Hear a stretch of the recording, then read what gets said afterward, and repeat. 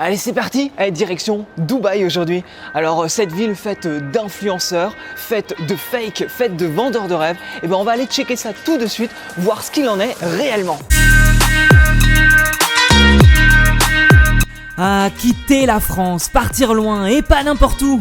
À Dubaï, on en entend tellement parler dans le monde entrepreneurial, car ouais, beaucoup d'entrepreneurs y vivent, des youtubeurs, instagrammeurs qui font marcher leur business, vendent des formations IMO, crypto ou autres ici, dans cet univers incroyable, de rêve même.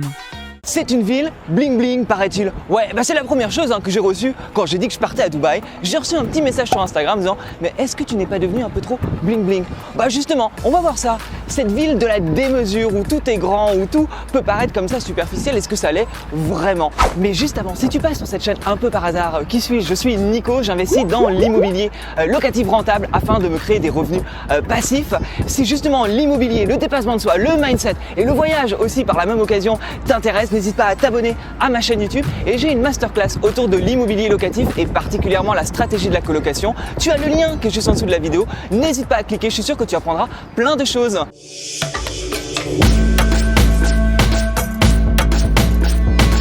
Et à ma grande surprise, je me suis vite acclimaté finalement à cette ville. Avec ce luxe et cet environnement, il y a de quoi se prendre pour le roi du monde. Une folie des grandeurs à faire gober n'importe quoi. Tiens, je pensais à une nouvelle formation. Comment investir dans l'immobilier et racheter le Burj Khalifa en 6 mois. Mais ça, c'est fantastique. Une vie facile et sans effort. Est-ce que je pourrais avoir d'ailleurs une bière, s'il vous plaît? Ici, je me fais servir. Franchement, que demander de plus, quoi? Sans parler de ma nouvelle passion. Qu'on me prenne en photo pour faire le beau sur Instagram, que je retouche, ça représentera pas la réalité, mais on s'en fout. Franchement, Dubaï, c'est l'éclate. Avoir une vie comme dans les magazines, moi j'y reste, je bouge pas, Ah non, je suis bien ici. Mais t'y crois vraiment à tout ça? C'est exactement en tout cas l'image que j'avais de Dubaï avant d'y aller, celle d'entrepreneurs et d'influenceurs, dans un monde fake, de vendeurs de rêves, sans âme, en gros du fake à gogo et de la superficialité, en veux-tu et en voilà. Je suis de retour à Paris après une semaine à Dubaï, voici mon bilan en images. Commençons par les points positifs et le premier point que je peux dire et qui clairement m'a sauté aux yeux quand j'y étais, ça a été que tout est absolument grandiose. Ça, il y a rien à dire. Tout est beau, tout est grand, tout attire l'œil. C'est normal, tu as envie de sortir ton téléphone, tu as envie de prendre des photos, de filmer parce que vraiment c'est assez exceptionnel de ce point de vue-là et pas étonnant finalement que les influenceurs ou entrepreneurs qui y vivent fassent pas mal de contenu autour, à Dubaï parce que pourquoi s'en priver finalement? Tout est tellement beau. De toute façon, tu le vois sur les images, c'est juste waouh. Si tu aimes ce style, toujours pareil, forcément si tu es plus sensible à Bali, tu retrouves pas la même nature évidemment dans cette ville construite au milieu du désert, mais c'est fantastique. Et tu as vraiment l'embarras du choix pour t'en prendre plein les yeux. Tu as la tour, le Burj Khalifa, cette tour que ce soit d'en haut ou d'en bas qui est exceptionnelle à voir. Plus de 800 mètres, la plus haute tour du monde, plus de 2,5 fois la tour Eiffel. C'est vraiment super. Si tu as l'occasion d'y aller, n'hésite pas à visiter. J'avais pris moi l'option VIP qui permet d'accéder au 148e étage. Il y a moins de monde, c'est tranquille, on est très bien accueillis. Franchement, la vue est exceptionnelle et on passe un excellent moment. On se régale.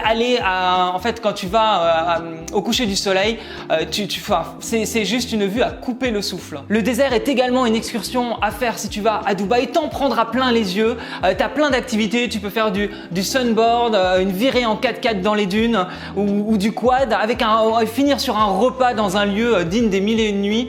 Franchement, c'est ultra bien organisé, tu t'y sens bien et pareil, voilà, t'en prends plein les yeux. Il y a à la Palme aussi une construction humaine totalement folle. Pour la petite anecdote, le cheikh Mohamed qui a lancé l'idée de cette palme raconte que quand il était petit, ses camarades faisaient des châteaux de sable sur le sable, que lui il essayait d'en faire dans l'eau et ses amis lui disaient mais c'est impossible, on ne peut pas construire quelque chose sur l'eau et du coup il dit, c'est assez marrant la façon dont il explique ça, mais il raconte qu'aujourd'hui il invite ses fameux amis à venir sur cette palme qui a été construite entièrement entièrement sur l'eau. Ça se la pète un peu, mais clairement quand tu vois la construction qui a été réalisée par cette personne-là, oui, ça t'en prend plein les yeux, ça c'est certain. Sur cette palme, il y a des villas magnifiques, des hôtels incroyables, dont l'Atlantis.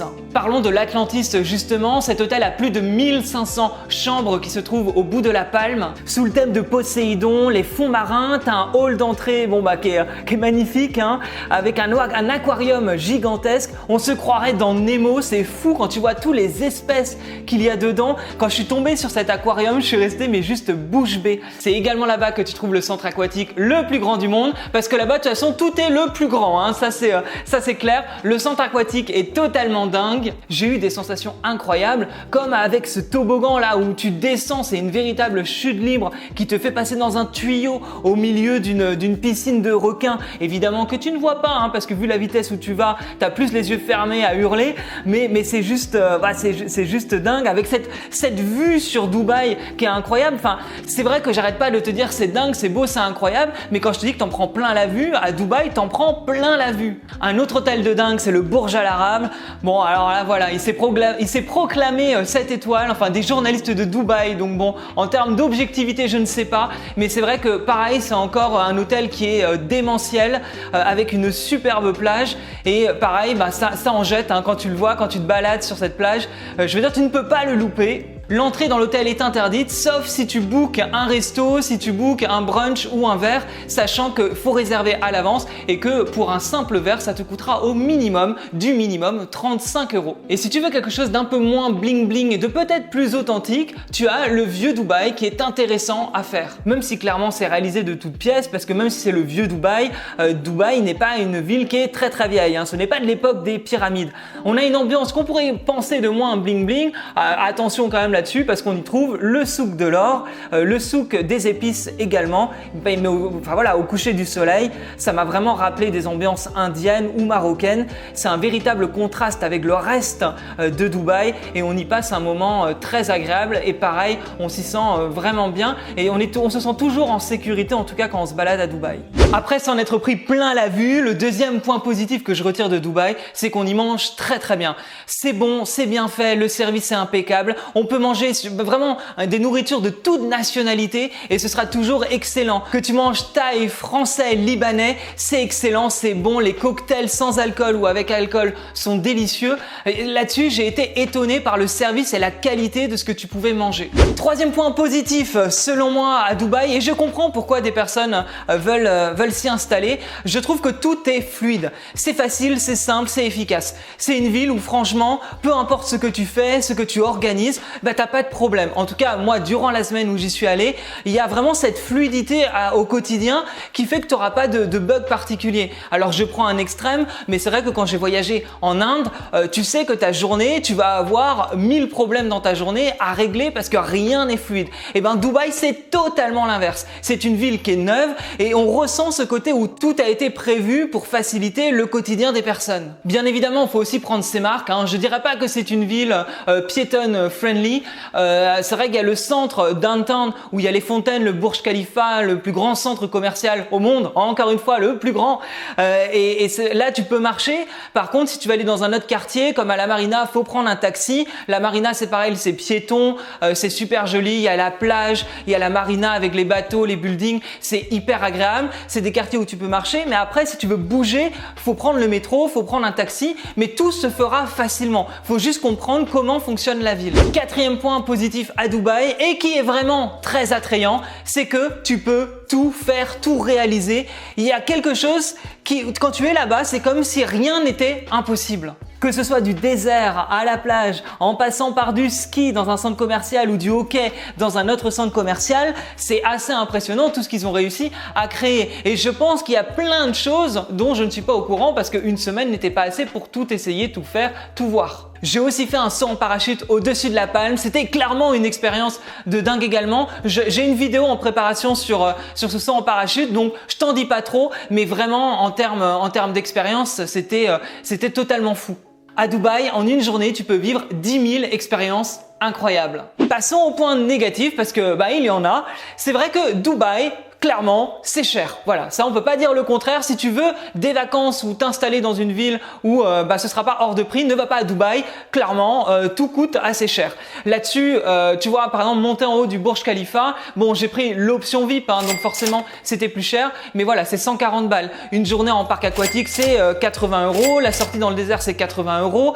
Les restos, tu vois, j'ai Shake Shack, si je me trompe pas, qui est un burger, enfin un fast-food américain, un menu, tu t'en sors facilement pour 30-35 €. Si tu vas dans un resto pour bien manger, tous les restos que j'ai pu faire, c'était entre 80 et 120 €. Ça va très très vite. Un verre de vin, tu vas le payer 12 €. Ça monte très rapidement. Vu que tu n'as pas accès à tout facilement, tu prends pas forcément le métro, tu prends des taxis. Donc tu vas avoir 12, 15, 20, 25 € de taxi rapidement aussi à chaque course. En fait, tu as ce côté où tout ce que tu vas faire, mine de rien, tu débourses un petit peu, mais c'est pas des petites sommes. À la fin de ta journée, hop, tu as dépensé 100 balles, 150, 200 €. Ça va très très vite. Et si tu veux exploser ton budget encore plus en termes d'activité, je te conseille de faire le saut en parachute. Le saut en parachute m'a coûté un peu plus de 600 €, ce qui est une sacrée somme quand même quand tu sais que par exemple en Guadeloupe, au-dessus de la mer turquoise, dans un lieu idyllique, ça m'avait coûté moitié moins puisqu'on était à 300 €. Donc c'est vrai que tout est cher. Voilà, c'est comme ça. Par contre, il y a quand même des bons plans qui peuvent être intéressants si tu vas aller à Dubaï sans tout exploser. En passant par Abu Dhabi, l'aller-retour m'a coûté 250 €, ce qui n'était pas grand-chose et ce qui me permettait d'aller visiter la mosquée d'Abu Dhabi au retour, justement en prenant mon vol retour. Mosquée incroyable. Alors c'est vrai que là je fais une petite aparté, mais alors c'est vrai que si tu vas à Dubaï, fais une excursion à Abu Dhabi. La mosquée d'Abu Dhabi est juste incroyable. En ayant vu le Taj Mahal en Inde, je pensais que c'était l'un des monuments les plus beaux que j'ai pu voir dans ma vie. Et là, je préfère le Taj Mahal en Inde parce que j'ai vraiment une relation avec l'Inde qui est juste waouh. Mais en soi, la mosquée d'Abu Dhabi est juste folle. Voilà, si tu as l'occasion d'aller là-bas, passe par Abu Dhabi, c'est fou. Et donc, tu as ces vols qui peuvent passer par Abu Dhabi, ça te permet d'aller voir la mosquée et tu vas payer 250 €. C'est plutôt pas mal. Et au niveau du prix aussi du billet, de l'hôtel, j'ai payé 600 € pour 6 nuits dans un hôtel 5 étoiles à la Marina pour 2 personnes. Donc tu vois, franchement, ça c'est pas mal non plus. Alors certes, j'avais pas la vue sur la mer ni sur la Marina, mais voilà, vue sur les buildings et sur la route. Mais je veux dire, de toute façon, avec la chaleur qu'il fait, tu mets la clim, tu n'ouvres pas la fenêtre. Et c'est vrai que 600 € pour 6 nuits pour 2 personnes, c'était plutôt raisonnable. Deuxième point négatif, on y vient, c'est le côté superficiel. Ça, en fait, c'est un ressenti, c'est-à-dire que c'est mon ressenti, pour le coup, c'est très personnel, mais le fait que tout soit neuf, tout soit grandiose entre guillemets, il y a ce côté superficiel, bling bling qui ressort. On y est sur le côté bling bling, le fait qu'il y ait ces voitures de luxe, que tout soit grand, tous ces malls, ces centres commerciaux à tous les coins de rue, ces boutiques de luxe, une certaine population aussi où on va avoir vraiment qui vont. Alors pareil, je veux pas juger sur des gens que je ne connais pas, mais dans le physique, il y a ce côté influenceur, un peu too much, qui par moment, bon, voilà, c'est un ressenti que j'ai eu où je me suis dit ouais bon, on dit que Dubaï est bling bling, et oui c'est vrai qu'il y a ce ressenti là. Il y a plein de choses positives, tu l'as vu, là je te décris plus le côté négatif, mais du coup c'est un manque d'authenticité dans cette ville où tu ressens pas le charme, où tu ressens pas justement quelque chose de authentique. Tu es dans quelque chose d'extravagant en fait, tu es dans cette extravagance qui du coup peut ou ne pas du tout toucher si tu voyages. Je comprends que des personnes disent j'ai détesté Dubaï parce que j'ai trouvé que c'était trop fake. Et oui, effectivement, on peut ressentir ça quand on est là-bas. Un dernier point négatif, il fait chaud. Ouais, évidemment, si tu vas au mois de décembre, janvier, là c'est le top, mais tu vois, pour y être allé en mai, il fait très chaud, il fait très lourd. C'est pas du tout la même chaleur qu'une chaleur tropicale et humide. On est sur une chaleur très sec, mais qui est quand même présente. Et ça, c'est le truc, enfin, tu vois, quand les gens vont vivre comme ça là-bas, ils oublient de dire que tu vis de toute façon enfermé dans des appartements ou dans des centres commerciaux justement pour être au frais avec la clim.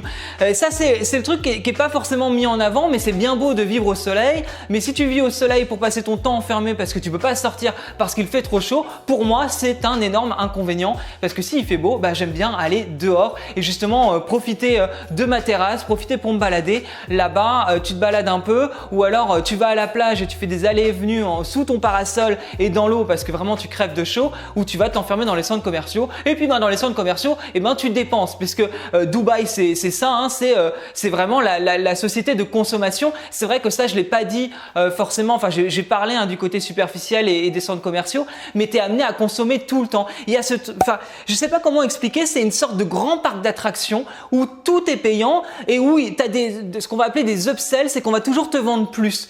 Donc c'est le fait que tu te retrouves en plus à devoir aller chercher la fraîcheur dans des magasins, des restos, des bars, etc. Et tu es toujours en train de consommer.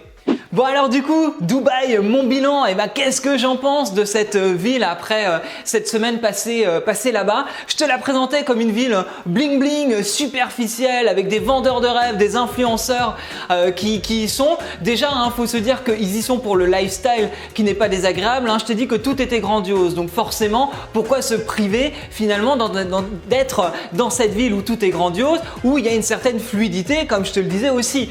C'est forcément agréable. De plus, c'est vrai que quand tu as un business et que tu es là-bas, tu es exonéré d'impôts, ce qui n'est plutôt pas mal d'un point de vue fiscal. Et donc les gros influenceurs préfèrent être là-bas et ne pas payer d'impôts. Ils peuvent faire de belles photos et en plus ils payent pas d'impôts. Que demander de plus?